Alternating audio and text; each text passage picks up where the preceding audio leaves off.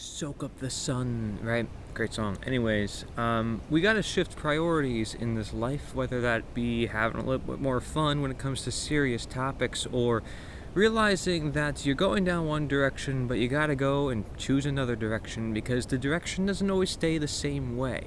I always say within my videos, like, you gotta follow that direction, make sure you follow your purpose, but let's also not forget that you're going to divert at times, you're gonna get a little lost at times.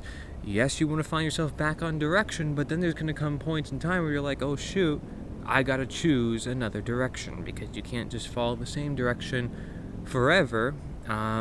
You could, but you might find yourself going back into a circle. Or you might find yourself falling off the edge. I mean, you really got to be aware. And being aware means being able to shift. It means being able to be flexible. The same way the body, if it just stays in place all the time and doesn't move, it doesn't have circulation. Circulation, flexibility. You need yoga. You need heat. You need to change temperature. You need balance. You need all these things, polarities, to work together to create the perfect synthesis and unity in this world. And that's being able to open your mind to see all of that in the first place, which is why I talk about the importance of having an open mind, being able to see all the many different perspectives in this life. It's not necessarily something everybody can do. Even me being on my phone right now, there's a lot of people in today's generation, especially my generation, who will be on this phone. This consumes them. This is the only life they see. They want to consume their life in this. They want to give it all their energy, and therefore it grows because it's being fed. You know, of course AI is being fed. In the same way our brains are being fed by information and we compute that ourselves, AI is working just like the human brain. And AI is developing quite a bit to do a lot of different things.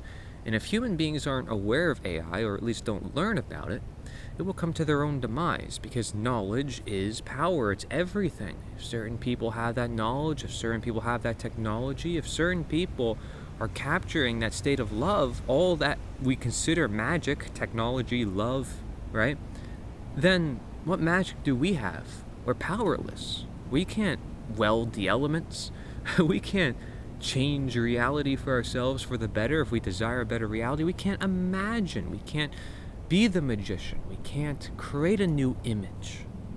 And so while magi, and magic is to create, and the care is a generative principle and natural law, as Mark Passio will say, as we care and as we want to create new things, we have to consider the fact that our minds are responsible for that creation. And so our minds are going to lead us toward what we want. And that requires shifting priorities, saying, what is it that I need to do? Asking questions. And it sounds redundant to say, love everybody. Do not promote violence. The simple messages which have long been promoted because they don't have a greater sense of meaning until you connect the dots with saying, well, what about the things you don't do? Like supporting governments, which claim to be for love, which claim to be for non-violence, which claim to be for order and security. Meanwhile, it's actually producing it. So we have to shift priorities and realizing, wait, maybe that's not the priority for humanity if they want order. Maybe there's a different source of order. Maybe order is something that we can embrace. People don't always question if they can embrace the truth. They think they have to create it. Now, of course, we have free will, we have the choice, we can decide our fate in this future. But there's also things we can learn to accept. And the accepting part can be pretty difficult when you look around you, and maybe you live in a city, and everything around you is man-made. Everything is created. You can't imagine a life without it. But yet you go into nature and it somehow heals you or helps you see something different. Or yet you eat a real food and you realize it tastes better or you feel better. But you may not know why, unless you have a deep understanding as to this is what is meant to be. But saying and inclining that there is this meant to be, that there's this ought in nature, has made modern philosophers say, no, that can't be. You can't assume an ought, that's a bias. And has made many people say, nah, there can't be. Because human beings, they can change their reality as much as they want. But it's not true. we can only change so much. We have limitations. We're mortals. We don't live forever. You can say we live forever in this or that, but that still implies that there's certain limitations. There's a certain order as to the way certain things happen. You can say things are random, but you're still implying that there's an order which makes it random. But being able to see that there's contradictions everywhere, it's being able to know when you need to shift perspective. When you're able to talk to someone who you may not agree with, but you can see their perspective because you put yourself in their shoes. And you not only put yourself in their shoes, it's because you respect them. Self-respect heals self-loathing. People project onto others their own traumas that they've had since a very young child. A lot of people have self-loathing, self-hatred in a sense. If they hate themselves, they're going to hate others. They're not going to care about what they're doing, right? So they're not going to care about what they're generating into the world.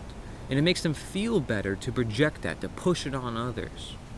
But looking back requires reflecting, requires asking questions, requires going back into your own life, which only you can do for yourself. So this process of shifting priorities is one that you have to go through, and it's one that every one of us has to go through.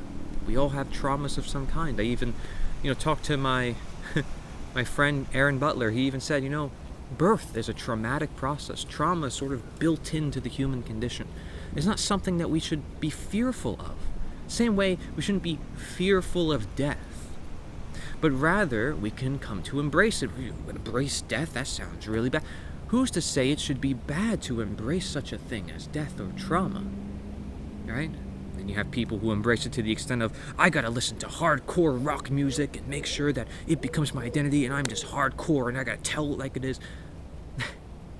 Don't attach yourself.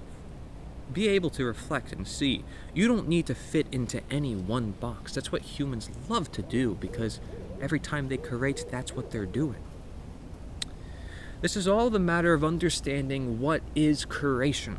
When you talk about natural law, when you talk about creation, man-made versus the natural, right versus wrong, healthy versus unhealthy, reality versus non-reality, truth versus not truth. It's all the same concept, which is why I developed naturosophy, because it's expanding past natural law to realize just that, and putting a higher emphasis on knowledge, because knowledge is that key to everything. Okay? Ignorance really is that only evil. Okay? Because if you're ignorant, you don't want to see anything. You don't want to see your own wrongdoings. You don't even want to see reality. You're willing to live in an illusion. Okay? And if you're willing to live in an illusion, then that's what you're going to try to create for everyone else. And if they are willing to live in an illusion, then the whole world's in an illusion. And how do you get out of an illusion? You have to ask yourself, if the world is in an illusion, how do they get out of it? Well, they have to start by being honest. They have to start by, you can say, loving each other, but even more so, being honest. Okay? Because people may not always love each other. And there's a lot of people who will marry into someone because they're rich, because of this material thing, that thing, this reason, but not because of actual love. I mean, love is a concept that has been described poetically in music and all sorts of things through passion. Are people producing that nowadays? Are you doing that nowadays? Or are you saying, well, I have to get married because this is the way it's done. This is the way the church has always done it. This is the way society has always done it. How much really are you? Because that's what it comes down to. I can talk about shifting priorities, changing direction in life, but it doesn't matter, because you need to first be you and know who you are. You say, Corey, how do I do that? How do I learn? What knowledge? Where do I learn knowledge? Do I have to use the trivium? No. People may not like that. They got to use one method. No, there is no one method. Every method of attaining knowledge is fantastic, so long as the knowledge is knowledge. And what makes knowledge knowledge? Well, something that helps you, something that teaches you, right? But everything teaches you. So what is it that it really is? It's acceptance, it's embrace, it's being able to take in what is coming to you. Because there's always something coming into you. There's always bacteria, there's always bugs, there's always something. Are you listening? Are you paying attention? So all the concepts, such as time, attention, all the things Mark Pastor talks about, is great. It's beautiful. but it's so expansive. And if you're not able to expand past that, you may fail to see that what he built is a great foundation, but it's nothing compared to what nature is itself, because no man is capable of describing such a thing. So it's beautiful. Don't attach yourself to the ideas. Don't attach yourself to the words. I don't need to teach it anymore. I don't even need to say natural law anymore. Because I've reached the point of understanding it myself, to the point of I have naturosophy, my own philosophy. I think there's something more expansive, right? So let me go through my own experience, since everybody can only speak for themselves, and a lot of people like to hear personal experiences, even though I don't like to talk about myself, because this is about everybody. I started out with health. I started reading ingredient labels, because a lot of people were not reading ingredient labels. It's right in front of you. There's a product, has ingredients. How is it made? I ask myself questions all the time. Why does this operate? How does that operate? Still a lot of things I don't understand, and I admit to my own ignorance. It's the first step toward healing, the same way where if you lie, you have to admit to your lying. It's the first step to being honest. So I got into health through reading ingredients, then went into nutrition, then found out there's a government holding a lot of doctors, a lot of health practitioners back, including my own practice, because everybody was like, well, are you covered by insurance? And I said, no. Right? I said, no. If you care about the service, you care about what we talked about, the money is out of the picture. Same way what we're doing here, educating the world, trying to free the minds, has nothing to do with money. Money's just there on the side. It's just a side picture. Capitalism. Never will use that term in my life, call myself an anarcho-capitalist. It's not happening, because it distracts people from the roots, nature. That's why, in a sense, you look at Larkin Rose and he's got like this nice common sense, everyday person, simple way of approaching things. But then you have Mark Pastio, who complexifies it, turns it into more, puts more of a package on it. But they both complement each other beautifully, because you got someone who's more political, someone who's more spiritual, someone who, but they both are thinkers. They're both asking questions. They're both thinking outside the box. That's what they have in common. But they complement each other in the sense of their approach. Same solutions, same road, different perspectives, different ways of getting there. That's a matter of shifting priorities. It doesn't mean that you change your whole way of doing things. It just means you're doing something a little different. Again, you need difference to create difference. So I went from health to politics. I didn't expect to make that transition. It was along the path. Over time, I just started questioning things, and I was like, oh, wait, what about politics? I talked about nature. I always talked about natural health. Why in the world would I not connect it to politics? Because that's the number one thing you're indoctrinated into at a very, very, very young age, is obey orders, do what you're told, follow what is said by your authority figures. And you equate all of them together. You equate your teacher with your parents with the government. And you assume it's all a natural part of reality. When in reality, they're all separate things. The teacher is not your parents are not the teachers, although they probably should be most of the time. And the parents are definitely not the government. The teachers are not the government. The government is not a teacher.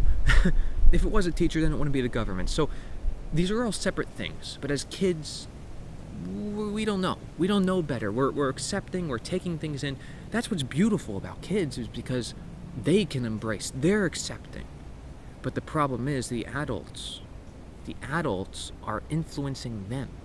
And any time a kid does something wrong, you have to ask yourself the question, where are the parents? Still, to this day, I meet people who are older, and I ask them, I say, where's your kids? Where are they? Oh, well, they're off doing this, they're off. In nature, do you think tribes ever leave each other? Do you think they're always with each other? Do you think they teach each other everything? Do you think the elders are respected for their wisdom, rather than just being thrown in some daycare home or whatever, retirement home? Like there's a thing called retirement. We've made a system to destroy ourselves without realizing it because of ignorance. But you can say we. That doesn't mean you. I like to say we because, yeah, we all are connected, but you're not necessarily everyone else, because you aren't. So don't worry. Don't outcast yourself too much, but at the same time, don't group yourself with everyone else. Are you able to see that polarity and accept it without attaching to one string or the other? Because that's how you're controlled. That's how they pull you to their side. So, health to politics, it's all just expanding the worldview. Health means whole. What does politics mean? City, citizen, this person? I mean, come on. That's what we're healing. That's what we're trying to do. I would heal Hillary Clinton. I would heal anybody if they were diseased. I don't care who they are. I wouldn't be biased, right? But would they do the same thing? Do they treat other human beings the same way doctors treat other human beings? Because if you ask me, no.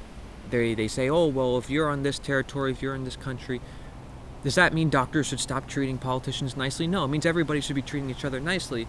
It just means people in politics are twisting reality. They're not doing what they otherwise would do in any other profession and as any other human being.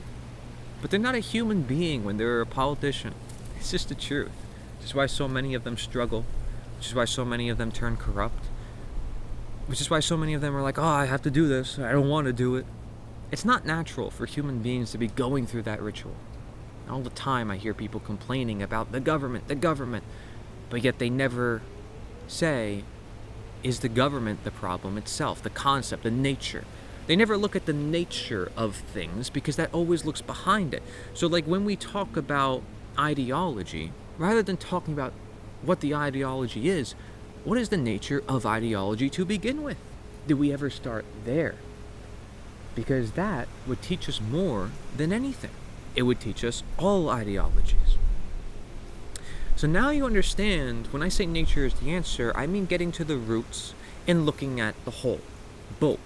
Looking at the pixel in the picture to the whole picture. Because one without the other does not work. That is health, that is whole. If you can't see the whole, what are you seeing? Right? If you can't see the hole right in front of you, you're going to fall. And what's going to happen? So everyone has traumas. Everybody's healing something. It's just a process of knowing that. And people will even use the word law. They attach themselves to it. Mark and Rose did a good video talking about the law fetish. People in common law, we got to use paperwork and prove our freedom and make sure that we know about this corporation. Guess what? All BS, all illusion. Sorry if it offends you. Doesn't matter. Natural law, same way. It's a word, doesn't matter. Anarchy, it's a word, doesn't matter. It's just nature. So being able to prioritize is realizing anarchy is just nature. It's not something to fear, because simply you rule yourself. You have no rulers. Anarchon means no rulers. That's what the word means by its own definition. That's what it is. Doesn't mean anything really else other than what people conceive of it to be, right? Principle versus law. You know, Jeremy Locke in his book The End of All Evil says there's no such thing as anarchy, and law, there's no such thing either. You know, principle is universal. It's like saying natural law, except you're using the word law. It's funny to me, because if you're not able to see perspective, you're gonna say, no, that's wrong. No, it can't be that way. It's got to be this way. It's got to be said this way. It's like the people are still worshiping paper. Like, people still have specks of indoctrination in them. Even the people who claim they freed themselves, that they feel like they need paperwork to prove morality, when morality doesn't need paperwork. It's like, so it says on this paper that this is right and this is wrong. It's not the paper that makes it right. It's right that makes it right. Very simple concept. But we attach ourselves to the things, the man-made things. And we can say, maybe it's not all man-made things. Maybe, Corey, you're generalizing. You're trying to fit everything into the box of the man-made versus the natural. But let me ask you and challenge you on this. Is there any classification system bigger, more holistic, than understanding the natural versus the unnatural? Similarly, right and wrong, if you're going to use that in the same synthesis as I do. So it's all about looking at the ins and outs of everything. You know, health and diet being a good example. You look at dry foods, wet foods, raw foods, cooked foods, individuals, collectives, digestion, and nutrition, and all these things. People see one, they don't see the other. They go on a diet, they forget about the other diets. You know, they forget about themselves. They look at themselves, they forget about some of the diets, and what people have done for themselves. So, again, it's like, do people ask questions? I see so often people make assumptions. Oh, so they look for the buzzwords when I talk with them. It's like, so you're a communist. So you're this. So you don't think this. It's like, rather, maybe you want to think about rephrasing the way you talk and instead putting it into a question. If you look at a lot of my Twitch streams, and I started to do it more and more, and I practiced, you'll notice most of the time, and there were times I definitely didn't, especially if it was talking with other streamers because they didn't want to ask questions.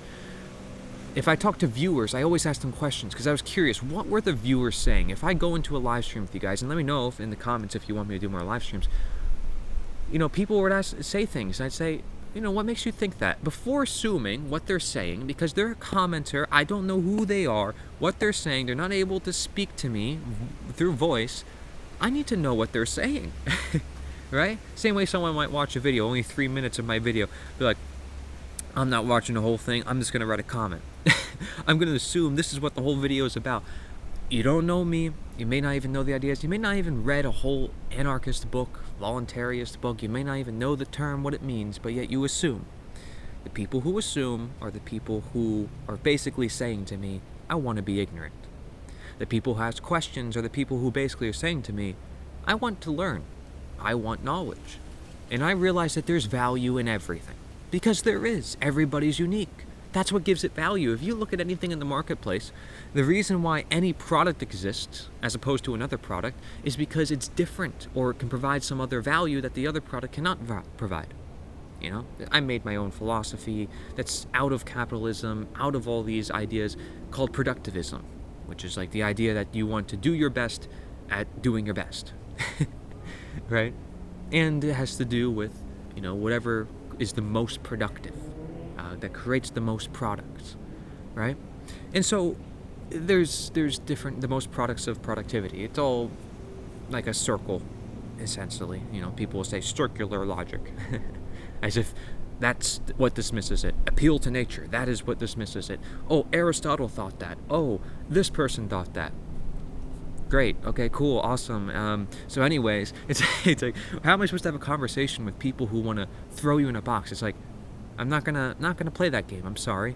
It's like, oh, so you're assuming I'm Aristotle. Oh, so you must be an Aristotle assumer. It's like, I'm not gonna do that. Just not, But now there's labels to attack labels, and eventually you just say, oh shoot, well we're just having a battle between man-made words. They don't even matter anyways. So, anyways, you have the cities. I talked about this, but when you're surrounded by man-made things, you're bound to run into consumerism. I want to find some country girl who's cool, who's simple, moral, all that, right? I think a lot of us want love. Love is something that's very important. It's within us. There's things that we have to follow as according to our nature. We may not always want to admit it, but there's environments that will influence people to do all sorts of things. It is possible to get out of that environment, to change your being, but it requires being able to step back. And not everybody has that power, especially if they're always being consumed and they're used to being consumed. I can't even watch movies. I don't even read news. I don't even read independent news anymore because I'm out of that. My consume is this, my own thoughts, if anything. Not that I'm a schizophrenic, I don't talk to myself, even though that's what I'm doing right now, but every video content creator is doing that. And that's why we have a tendency to ramble and interrupt guests if we're not aware of that. InfoWars is a good example. Alex Jones is always like, I gotta get my word in there.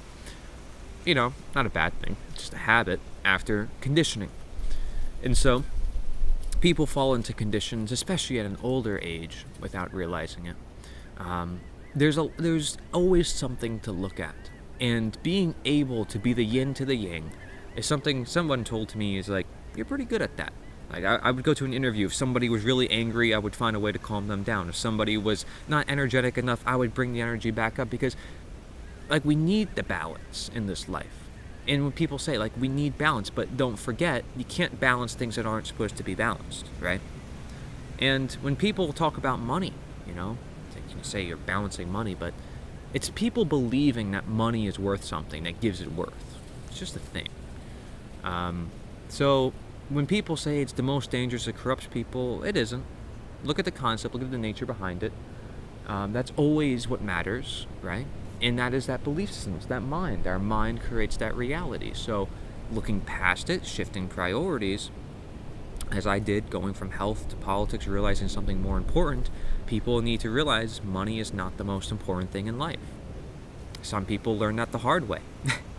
But it's all just a matter of humanization and, as well, sensitization.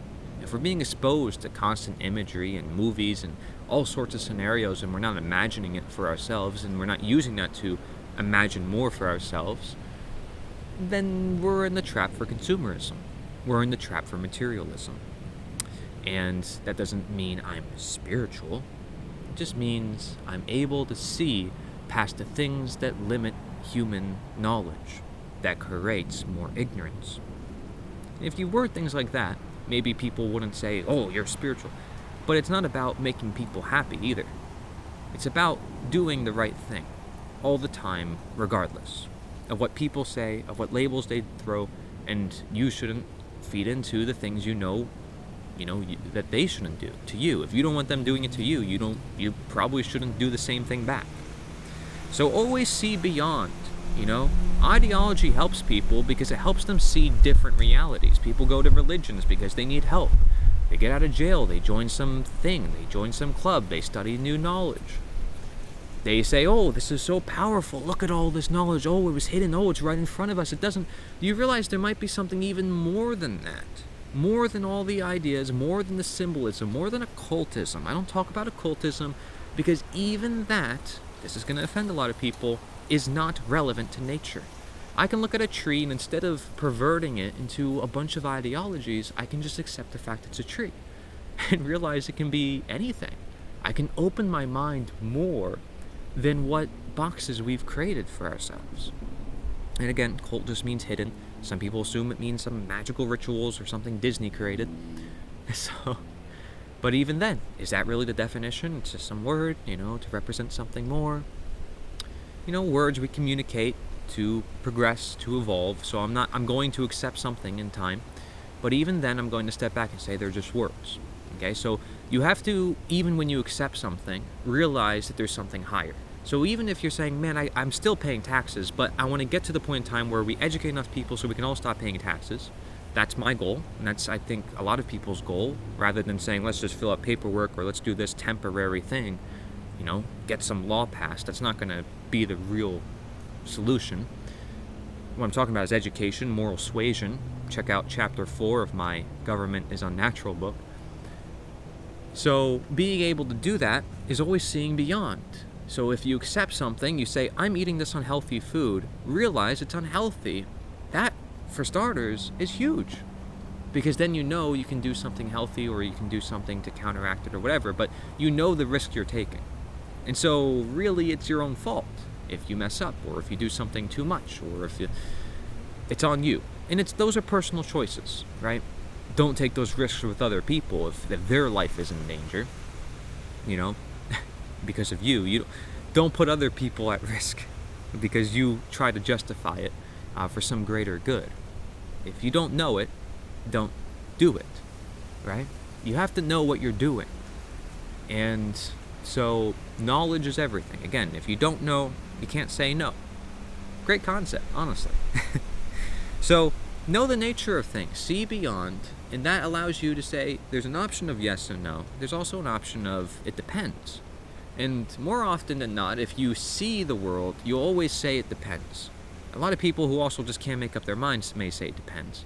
But if they're willing to learn, they're willing to conclude somewhere at some time, because they always are. They can't escape it. Same way, human beings are always going to be creating things. So as much as I bash man-made things, you have to be able to see beyond it. There's man-made authority, and then there's natural authority. I will create things, but realize that's not nature's creation. That's how I operate. I will eat things realizing it may not be the most natural thing to eat. I accept the risk, because there's certain things you just have to accept. And by accepting it rather than going against it, you actually will probably do better. And that's why some people who might smoke their whole life or do unhealthy habits might be just okay. Maybe because they're wrapped in their security, it feels safe to them. And safety, it can be a very dangerous thing for a lot of people and for other people. So being able to see that is, again, looking beyond. Don't get trapped. Thank you very much for watching. This is Corey Angelot. Nature is the answer. Don't put faith in things necessarily. Don't try to put me in a box by saying I'm some sort of figure and then degrading yourself. Don't say I'm a content creator either. Don't say, hey, Corey, you're doing a great job. You do a good job. Get involved with my next project, The Liberator 2. It's going to be awesome. So instead of being, outside, I might be near a green screen and do more professional stuff because shifting priorities. I wanted to say one more thing. The reason why I went from health to politics is because, well, I can heal one person or two people, and I don't like to even use the word politics. The reason why I went from healing one person to trying to heal the world in our minds is because why heal one person when you can heal the whole world? Why get symptom management, try to heal people's diseases when you can free the minds of the masses and then everything is freed from there? That's why we need to get rid of statism, the belief in authority, and truly free the world by freeing the mind, by exposing the superstition that has been holding us back for so long. Thank you very much.